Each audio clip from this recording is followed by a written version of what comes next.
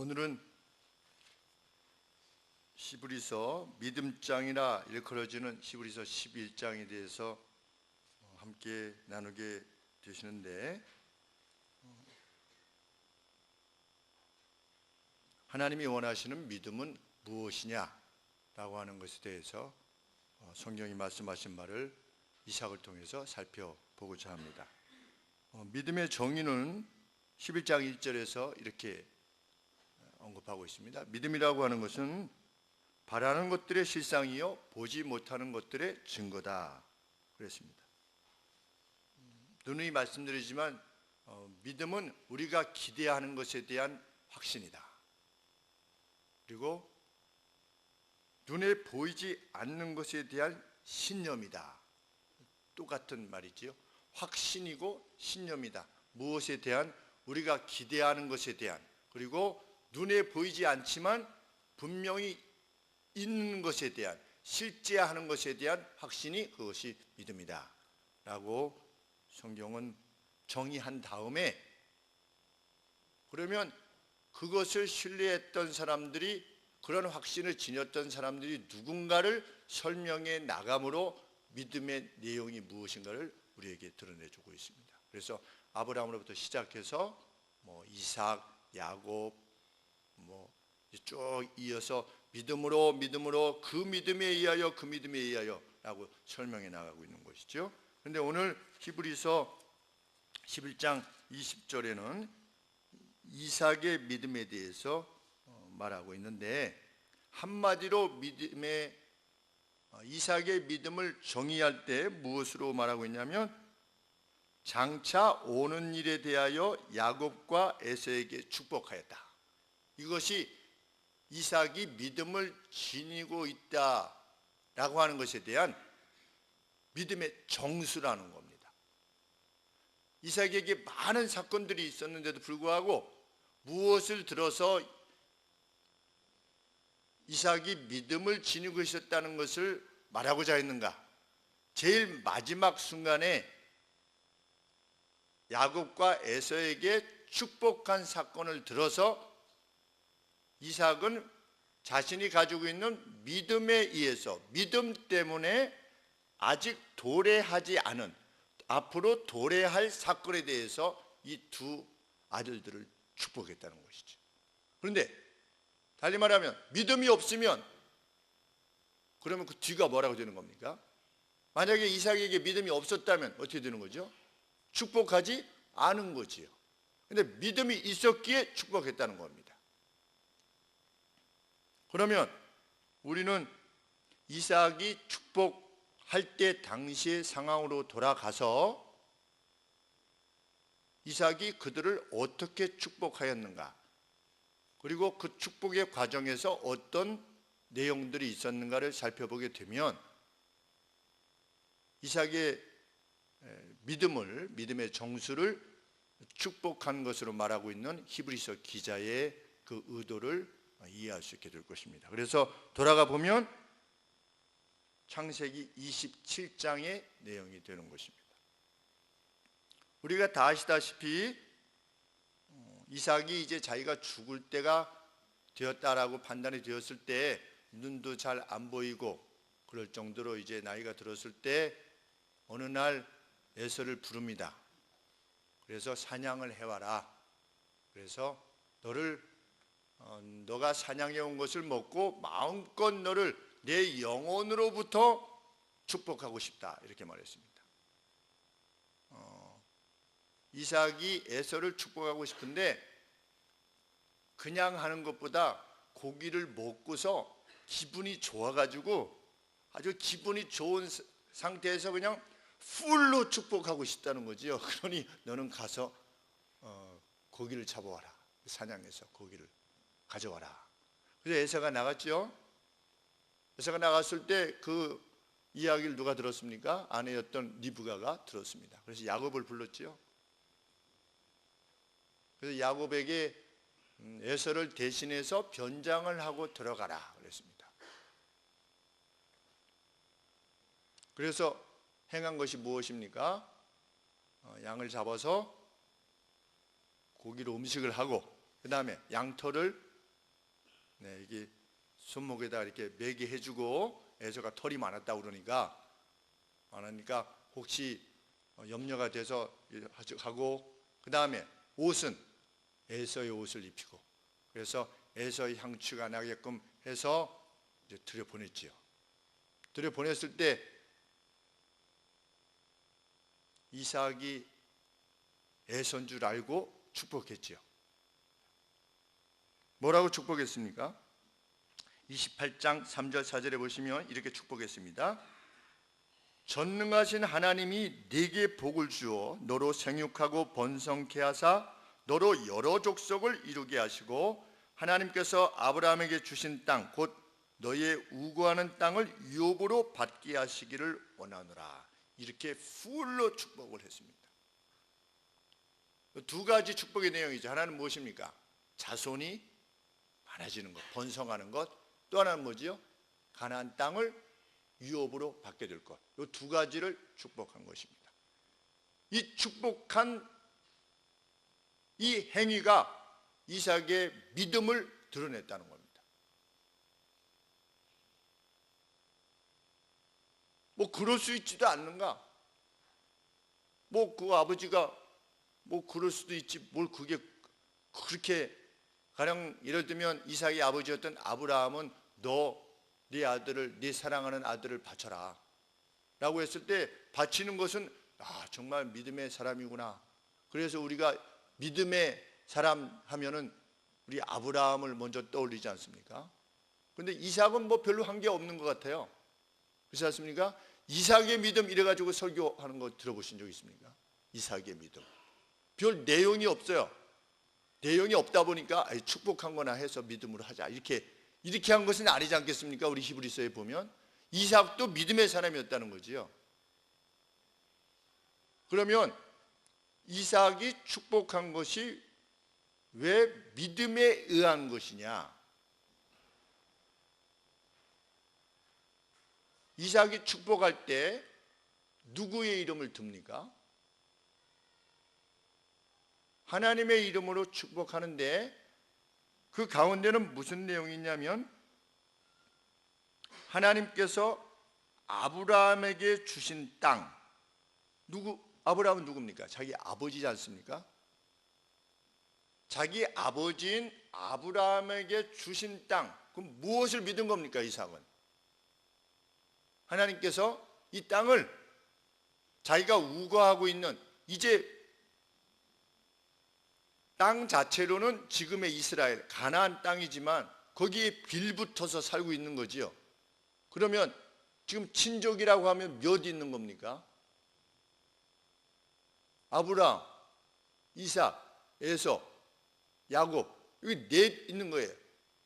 며느리까지 이게 포함하면은 한 8명, 10명 이 내외에 있는 거죠. 자기 어떤 그 피부치로 치면.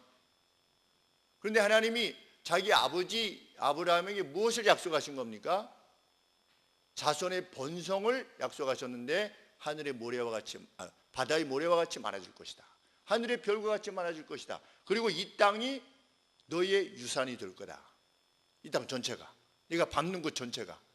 하나님께서 그에게 약속하셨고, 그리고 너의 후손, 어떤 그 후손을, 너의 자손들로부터 나온 어떤 그 후손을 통해서 천하 만민이 복을 받게 될 것이다 라고 하는 약속을 아브라함에게 주셨는데, 이 이삭이 아브라함이 하나님으로부터 받은 그 내용 그대로로 어떻게 한 겁니까? 자기의 아들을 축복하고자 한 것입니다. 그러면 무엇을 믿었다는 겁니까? 이삭은 자신의 아버지 이삭에게, 아브라함에게 나타나셔서 말씀하신 하나님의 약속을 믿었다는 겁니다. 지금 그 약속이 조금이라도 실현됐습니까? 안 됐습니까? 아무것도 실현된 것이 없습니다. 그런데도 믿고 축복했다는 거예요.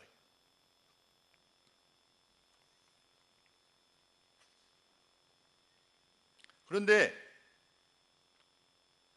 이 축복의 내용은 창세기 26장 24절에 보시면 하나님께서 아브라함에게만 나타난 것이 아니라 이삭에게도 나타나셨었습니다. 그래서 뭐라고 약속하셨냐면 내 종 아브라함을 위하여 내가 너와 함께 있어 내게 복을 주어 네 자손으로 번성케 하리라. 이렇게 이삭 자신도 하나님으로부터 약속을 받았습니다. 그 받은 약속을 믿었다는 겁니다. 그런데 누구는 믿지 않았습니까? 아니, 당연히 나타나서 말씀하셨으면 그 믿을 수밖에 없지. 그런데 누구는 믿지 않았지요? 그 다음 세대인 에서는 믿지 않았던 겁니다. 믿음은 당연히 받아들여지는 것이 아닌 거지요. 에서는 믿지 않았습니다. 근데 야곱은 믿었던 겁니다. 하나님의 약속을. 아브라함과 이삭과 야곱과 에서가 같은 텐트에서 살았습니다. 아브라함이 돌아가시고 나서 에서와 야곱이 출생한 게 아니고 같은 텐트에서 같이 살았어요. 그러면 야곱과 에서도 누구의 말을 들은 겁니까? 할아버지 아브라함의 말을 들은 겁니다. 아, 내가 저기 갈대아 우르 지역에 살고 있다가 어느 날 하나님께서 나에게 말씀하셔서 너희들이 이렇게 온 것이다. 그동안에 하나님께서 이렇게 우리를 이끌어 오셨다. 그리고 하나님이 이러이러한 약속을 주셨다. 그리고 이삭도 아버지로서 나도 하나님으로부터 이러이러한 약속을 받았다. 이렇게 했는데 에서는 그 약속을 받아들이지 않은 겁니다. 믿지 않았던 거죠. 그런데 야곱은 믿은 겁니다.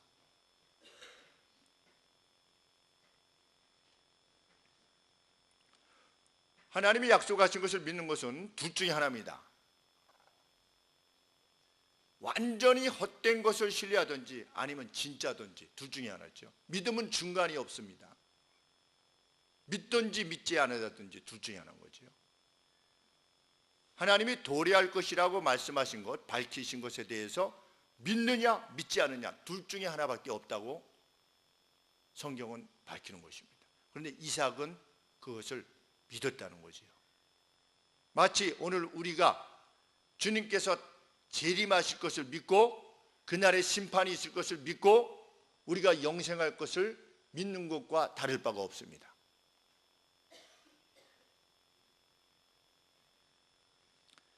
하나님께서 이삭에게 나타나셨을 때 이삭이 하나님의 말씀을 듣고 바로 단을 쌓았습니다. 그리고 하나님께 경배했습니다. 그것을 보면 이삭이 아브라함에게 주신 그 예언의 말씀을 절대적으로 신뢰하고 있었다는 것을 알게 됩니다. 그렇기 때문에 마지막에 죽기 전에 축복한 것입니다.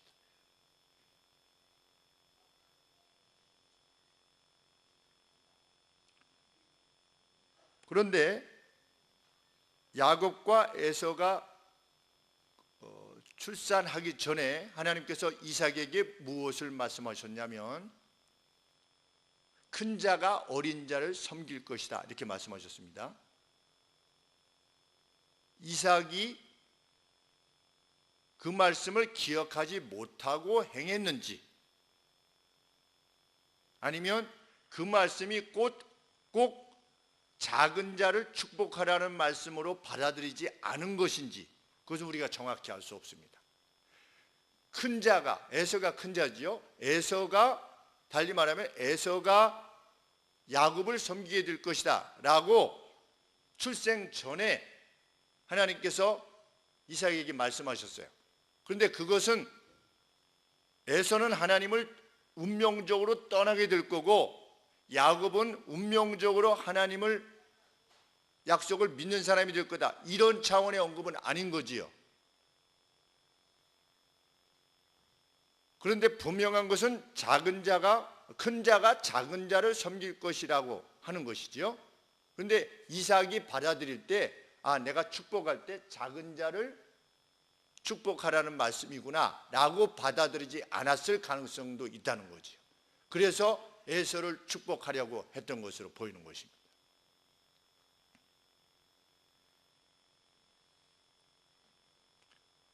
이삭이 비록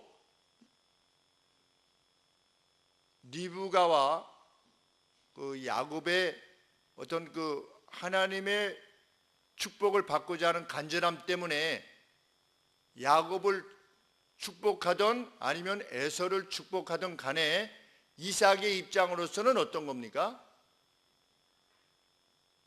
자신이 축복하는 내용이 분명히 축복을 받는 이에게 임할 것이라고 믿었던 거지요. 왜? 그것은 하나님의 약속이니까.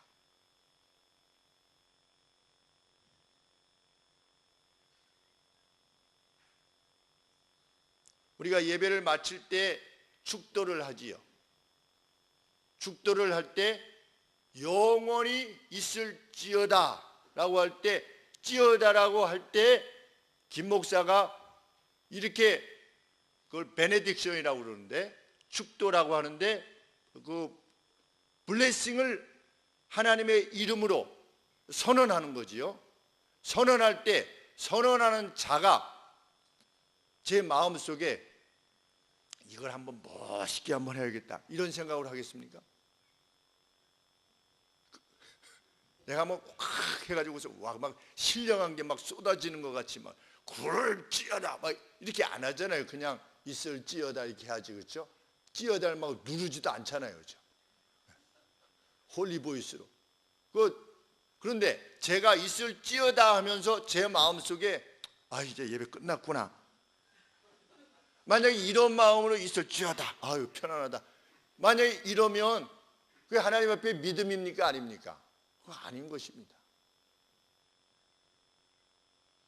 그런데 그 베네딕션을 할 때마다 어떤 마음을 하는 겁니까? 하나님의 이름으로 성도들에게 복을 비는 것이니, 목사가 어떤 사람이냐에 의해서 복이 더 주어지고 덜 주어지는 것이 아니라 언급되어지는 성부, 성자, 성령의 그 권위로, 그 자비로 복이 주어지는 것이니 간절함으로 하나님 앞에 호소하는 거지. 그리고 그것을 받는 여러분들도 그게 눈에 보이지 않지만, 믿음이란 무엇이냐? 눈에 보이지 않는 것에 대한 확신이라는 거지.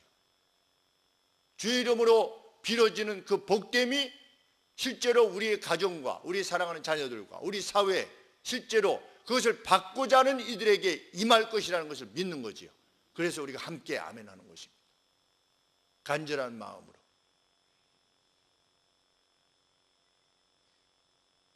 이삭에게는 이 믿음이 있었다는 거죠. 자기의 축복이, 하나님의 약속이 그것이기에 그들에게 임할 것이라고 믿은 것입니다.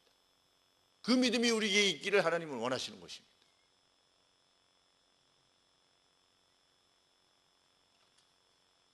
그래서 에서가 뒤에 들어오지 않았습니까? 들어와서 아버지, 너는 누구냐? 저 에서입니다. 근데 막 떨지 않았습니까? 이삭이 막 떨었어요. 왜 떨었습니까? 부르르르 야곱에 대한 분노 때문에 떨었습니까? 되돌릴 수 없다라는 것을 알고 떤 거지요. 이 축복을 되돌릴 수 없다는 거지요. 에서가 뭐라고 이야기했냐면, 아버지가 빌 복이 하나뿐입니까? 이렇게 말했어요. 그것은 무엇을 의미하는 겁니까? 에서가 하나님의 이름으로 빌어지는 그 복됨이 얼마나 가치가 있고 얼마나 장엄한 것인가에 대한 인식이 없었다는 겁니다. 아버지, 빌복이 그거밖에 없어요? 그냥 어떻게 한번 빌어봐요, 이런 뜻이에요. 그런데 이삭이 뭐라고 말했습니까? 내가 풀로 다 부었다는 거예요. 우리 생각에는 여기도 축복할 수 있고 저기도 축복할 수 있고 이렇게 여기지 않습니까? 아버지가 내가 복을 빌 수 있는 그 어떤 포텐셜이, 그걸 뭐라고 그러나요? 능력이 요만큼이 있는 게 아니지 않습니까? 우리가 생각할 때는 축복이라는 게 내가 할지어다, 여기 가서 또 할지어다 이럴 수 있을 것 같잖아요. 내가 이 땅을 차지할 것이며 자손이 많아지기를 원하노라 이렇게 할 수 있을 것 같지 않습니까? 그냥 빈말이라도 이삭이. 그런데 못한다는 거예요. 그만큼 하나님의 이름으로 빌어지는 그 복됨이 실제로 야곱에게 갔다라고 하는 것을 확신한 겁니다. 믿은 것이에요.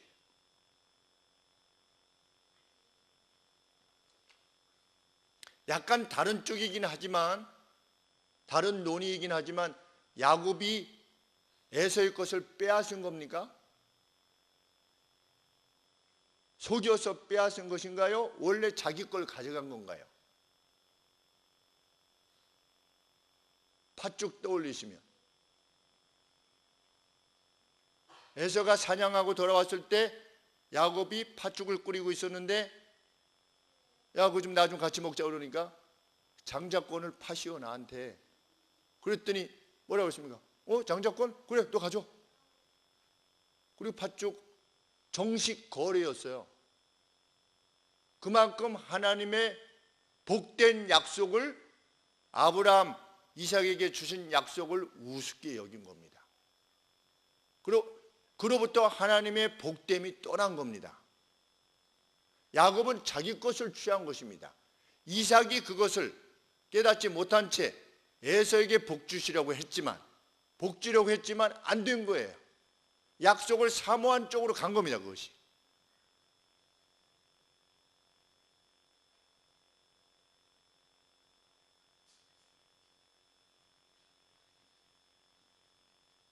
그러므로 이 이삭의 축복은 일종의 예언인 것이지, 하나님의 약속에 근거한 예언인 것입니다.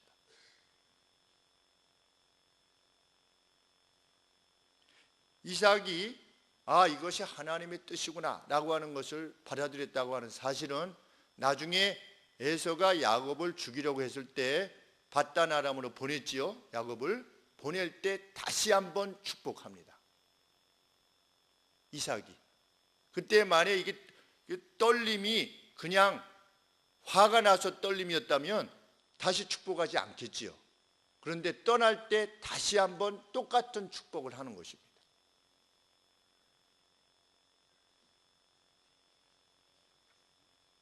그는 주의 이름으로 비는, 하나님의 이름으로 비는 그 축복이 실제로 임한다고 하는 사실을 믿은 거지요. 그만큼 보이지 아니하시는 하나님의 실제하심을 확신한 겁니다. 보이지 않는 것에 대해서 확신한 것이죠. 그리고 하나님이 약속하신 도래할 것에 대한 확신을 지닌 것입니다. 믿음의 내용은 이러합니다. 오늘 우리가 지니기를 원하는, 하나님께서 원하시는 믿음 역시 마찬가지입니다. 보이지 않는 것에 대한 확신, 그리고 하나님의 약속 가운데 도래할 것이라고 하는 것에 대한 신념, 이것을 우리가 지니기를 원하는 것입니다. 그것을 지닌 사람의 삶은 달라질 수 있기 때문이지요.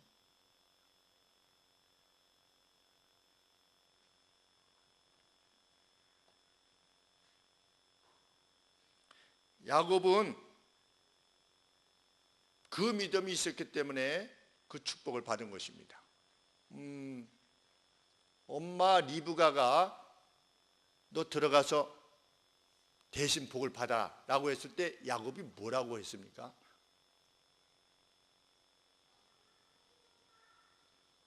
복은 고사하고 저주를 받을까 두려워하나이다 그랬습니다. 그만큼 야곱은 하나님의 이름으로 빌어지는 그 어떤 것의 실체를 확신한 겁니다. 만일 아버지가 너는 저주를 받을지어다 이렇게 되면 저주가 될 것으로 믿은 거예요. 그만큼 하나님의 약속, 하나님의 이름으로 선언되어지는 것에 대한 확신을 지닌 것입니다. 그렇기에 하나님이 야곱을 사랑할 수밖에 없는 것이죠.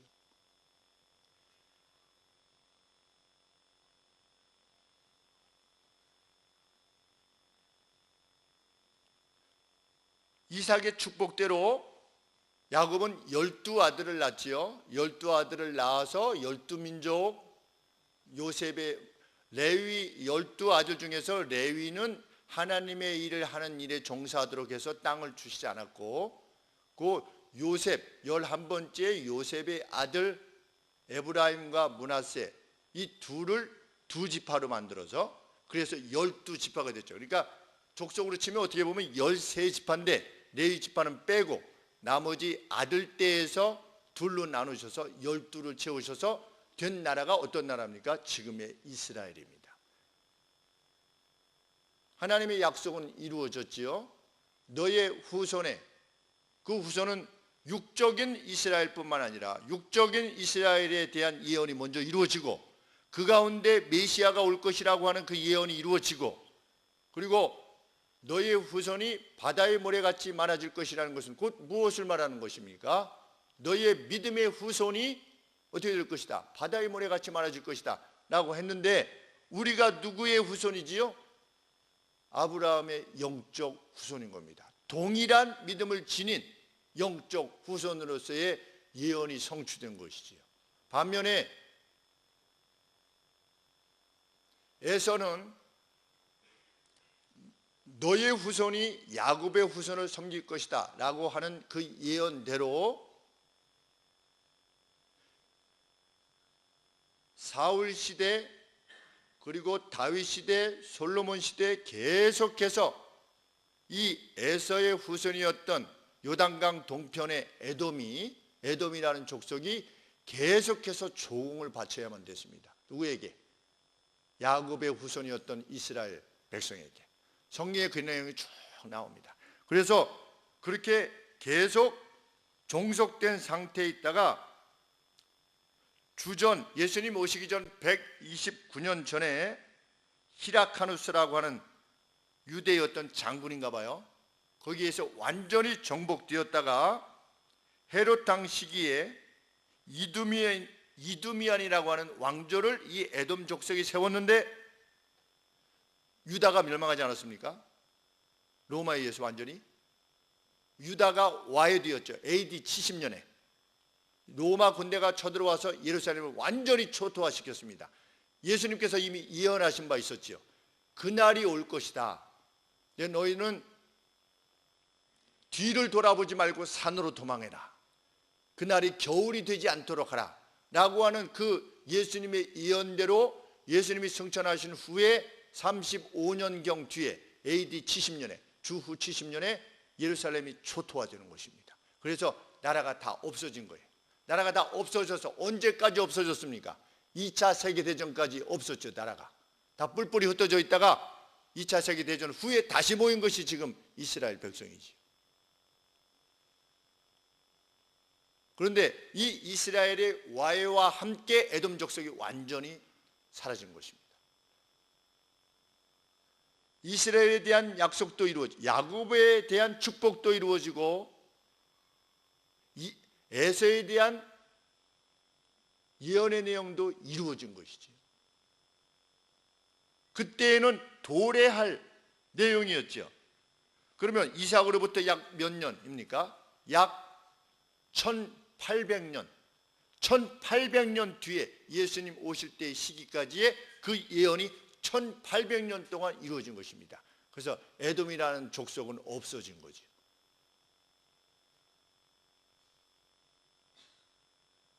하나님은 역사 전에 미리 말씀하시고 역사를 이루신다.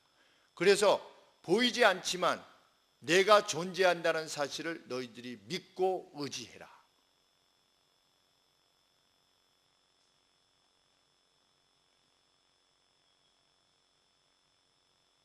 하나님께서는 우리에게 이러한 믿음이 있기를 원하시는 것입니다. 그래서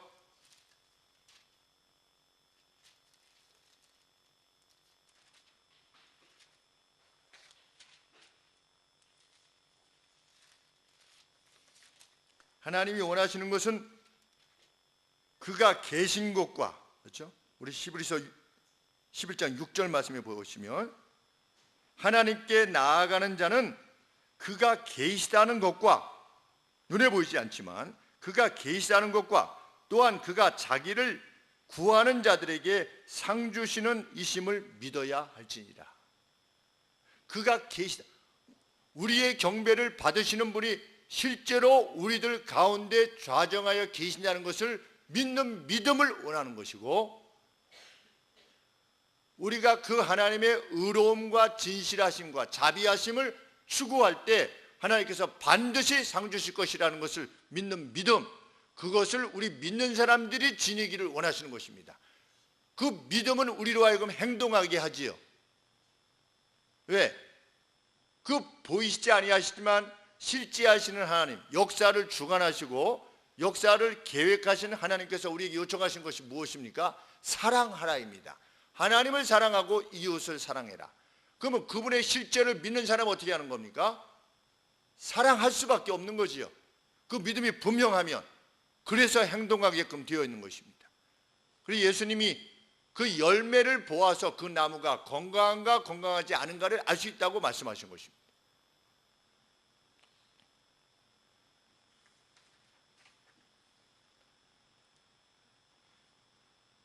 주님은 이렇게 우리에게 권하셨습니다. 서서 기도할 때마다 네가 그 누구에게라도 적대시하는 것이 있다면 용서하여라. 그래서 하늘에 계신 너희 아버지께서 또한 너희의 허물들을 용서하시도록 하라. 너희들이 기도할 때마다 누구를 미워하고 있다면 어떻게 해라? 그를 용서하는 기도를 해라. 그래서 하늘에 계신 너희 아버지께서도 너희를 용서하실 수 있도록 해라. 그러면 이거는 다 보이지 않는 것들이잖아요. 이게 실제 하는 거냐 아니냐 몰라요. 우리는 눈에 안 보이니까. 세상의 사람들은 그것이 눈에 보이지 않는 거기 때문에 용서할 수가 없어요. 그런데 우리의 기도를 들으시는 분이 계시며 우리가 그 누구를 용서할 수 있게 되기를 하나님 앞에 구하면 하나님께서 우리의 죄들도 용서하실 것이라고 하는 그 믿음이 있는 사람만이 다른 사람을 용서할 수 있다는 거죠. 믿음은 그래서 다른 사람을 용서할 수 있게 되는 겁니다. 사랑할 수 있게 되고. 왜? 보이지 않는 그분이 우리에게 명하신 것이라고 우리가 확신하기 때문에. 그런데 내게 기분 나쁘게 한 사람을 용서하는 것이, 용서하지 않으려는 것이 내 본능이에요. 그래서 예수님이 뭐라고 말씀하셨냐면 누구든지 나를 따르려거든, 나를 믿으려거든 어떻게 해라? 자기를 부정하고, 그러한 자기의 마음을 부정하고 자기 십자가를 지고 죽으라는 거지요. 그런 자신에 대해서 죽으면서 나를 따르라, 이렇게 말씀하시는 겁니다. 그래서 믿음이 행동케 하는 것입니다. 그래서 이삭은, 아브라함 때도 그랬지만 이삭은 이 우물을 파면 어떻게 했습니까? 다른 사람, 주변 사람들이 와가지고 그거 내 거다 내 거다 막 이렇게 했을 때 어떻게 하죠? 그냥 주는 겁니다.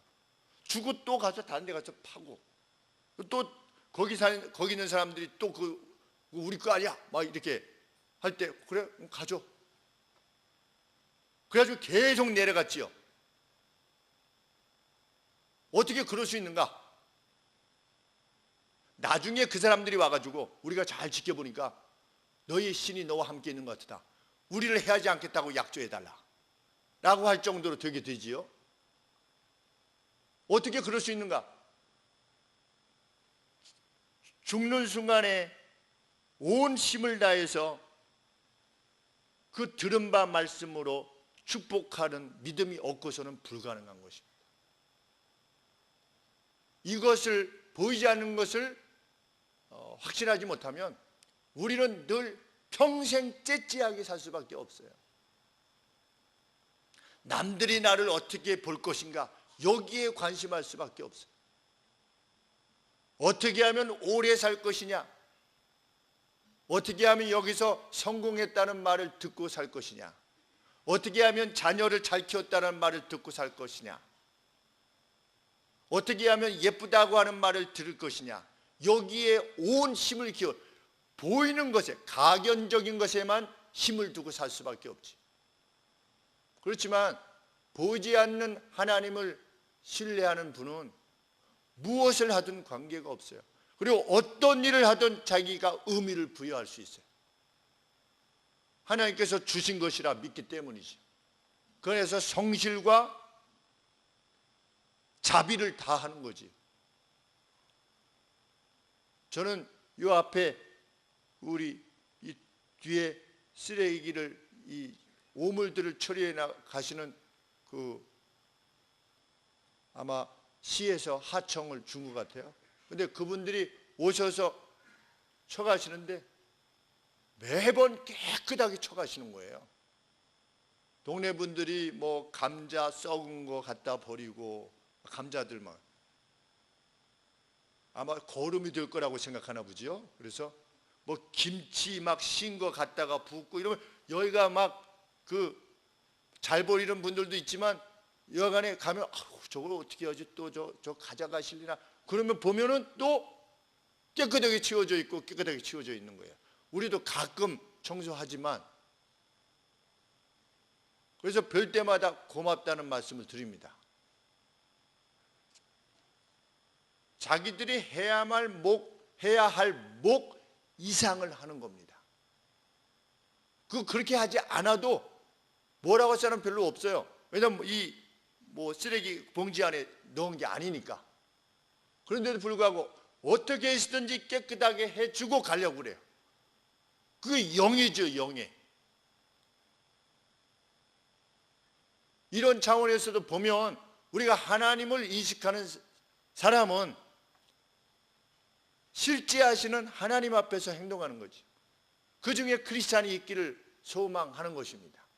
그분들이 크리스찬이기를 소망하는 뿐이죠. 인지 아닌지는 알 수 없지만, 적어도 우리 그리스도인들은 만약에 내가 그 일을 하는 사람이라, 그럼 우리는 그렇게 하려고 하겠죠. 내가 그렇게 함을 통해서 여기 있는 동네 사람들이 어떤 깨끗함을 누리는, 그것을 기뻐하는 사람이 되지 않겠습니까? 왜? 그게 사랑이니까.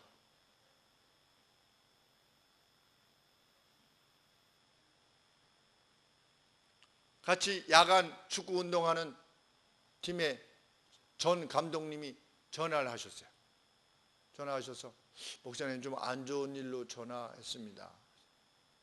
어떤 일이세요? 좀 상황이 안 좋아서 오산 같이 운동하시다가 오산 내려가셔서 이제 못 오시는데, 동생이 간암 3기 진단을 갑자기 받게 되어서 이렇게,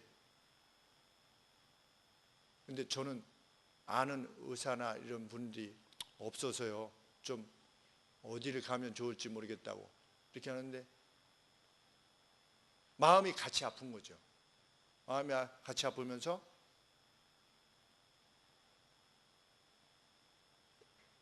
알아봐 드리겠다고 이렇게 해서 형한테 전화를 했습니다. 형한테 전화했더니 형이 나도 정신과이기 때문에 이 간 쪽은 잘 모른다. 그런데 그 기독 의사 같이 이렇게 활동했던 교수님 중에 한 분이 명지병원으로 오셨는데, 그분이 우리 국내에서 색전술의 대가다.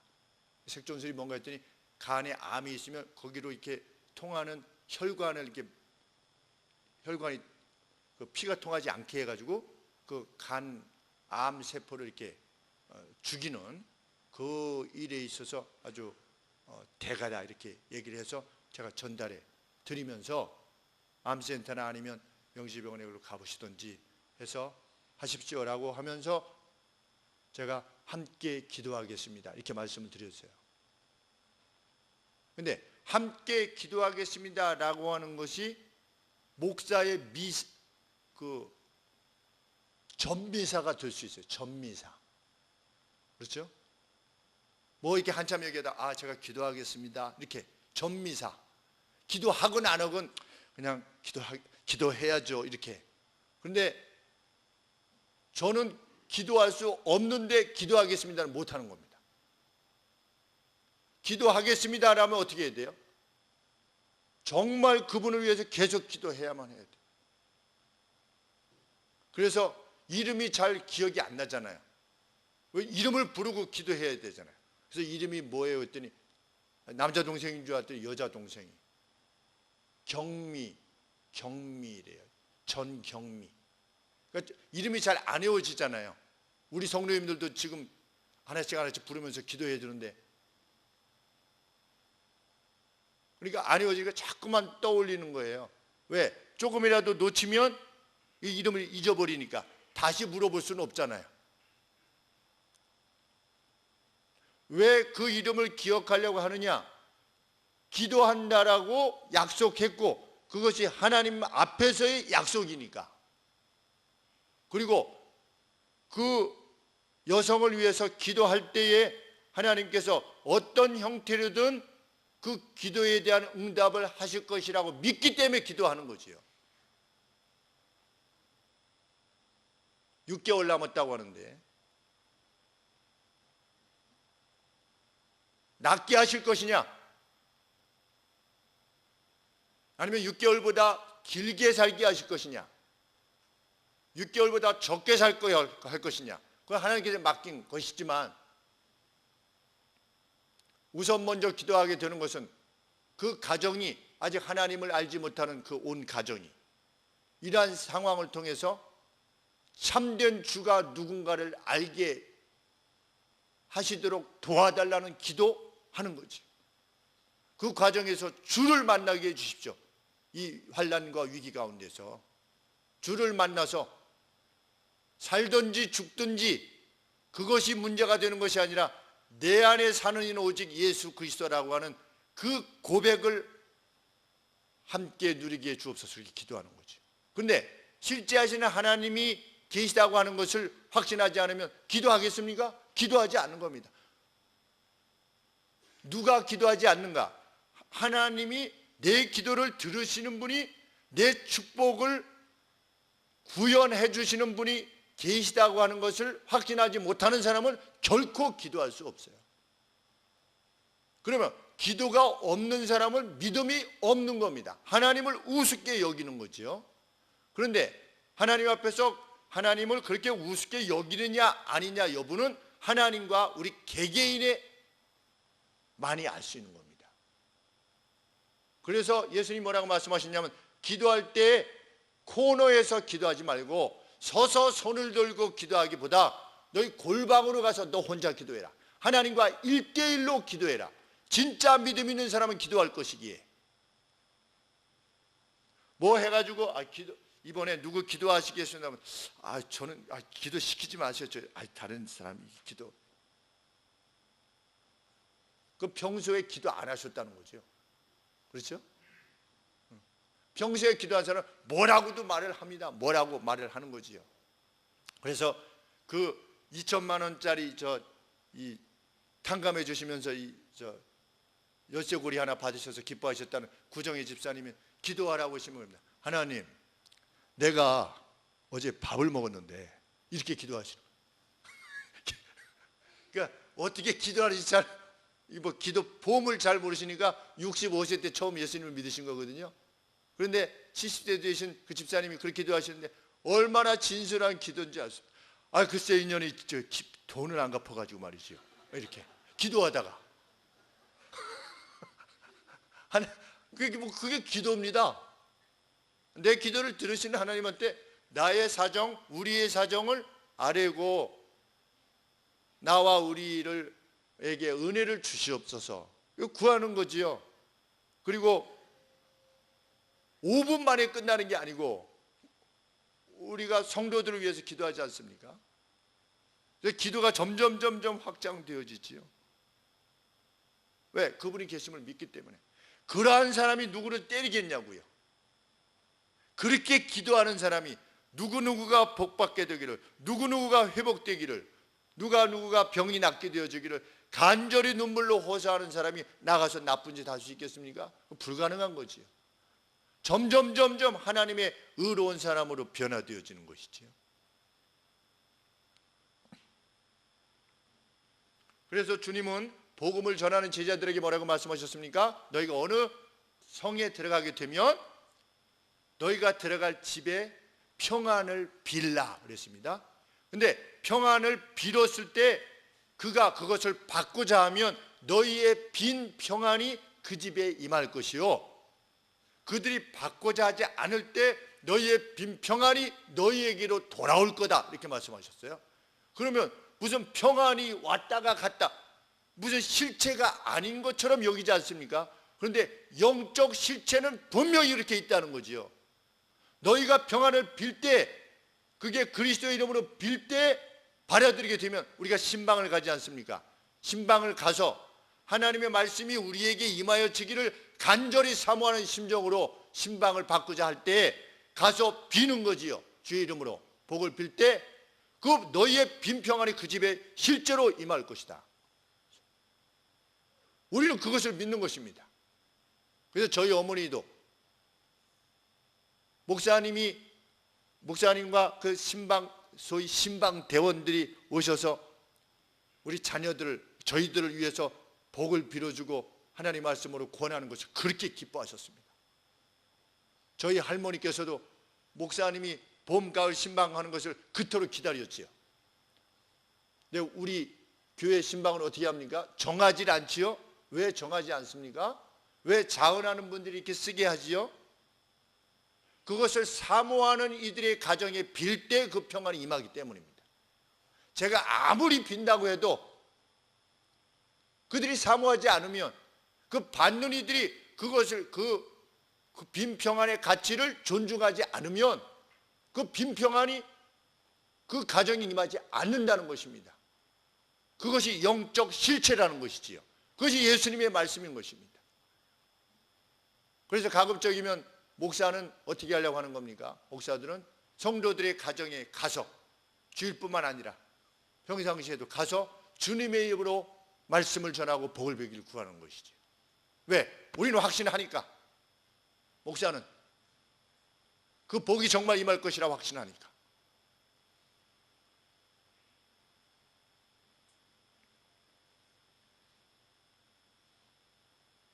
하나님의 존재와 그분의 나라의 실제를 확신한 사람만이 세상을 고칠 것입니다. 세상을 복되게 할 것이고, 저희들 모두가 그분이 계신 것과 그분을 구하는 이들에게 상 주시는 이심을 믿는 그 믿음으로 온 교회가 하나 되는 그런 귀한 역사가 일어나기를 늘 소원합니다. 기도하겠습니다. 하나님 아버지, 하나님께서 주신, 아브라함에게 주신 그 약속을 신뢰하여 두려움과 떨림으로 복을 빌었던 그 이삭의 그 믿음이 오늘 우리에게 실현된 것과 같이 아버지, 저희들도 하나님께서 주신 약속들을 확신하며 하나님의 존재에 대한 분명한 신념을 지니며 저희의 삶에 대해서 결정하고 행동할 수 있도록 도와주시옵소서. 반드시 내가 너를 복주고 복주이라고 하신 하나님의 말씀대로 하나님의 때에 하나님의 방식으로 우리에게 나타나실 나를 함께 사모하며 나아가는 제 교회가 되게 하여 주옵소서. 우리 사랑하는 성도들의 연약함과 저들의 가정과 생업을 위하여 서로 복을 비는 저희의 교회가 될 수 있도록 도와주시고, 진심으로 예수 그리스도의 이름으로 한 가족이 되었다고 하는 가족으로서의 그 하나됨이 넘치게 하여 주시사 우는 자와 함께 울며 기뻐하는 자와 함께 기뻐하는 저희들 교회 되게 하여 주옵소서. 그 가운데 역사하시는 하나님의 그 놀라운 능력과 자비, 그것들 저희의 모두의 것이 되게 하여 주시고, 저희 교회뿐만 아니라 하나님께서 이 땅에 세우신 모든 교회들로 말미암아 믿음의 사람들이 가는 곳곳마다 그곳 공동체가 복을 받게 된 것 같이 이 땅이 저희들의 존재로 말미암아 저희의 믿음으로 말미암아 복을 받게 되는 복된 나라가 될 수 있도록 하나님께서 인도하여 주시고 보살펴 주시옵소서. 예수 그리스도 이름으로 기도합나이다.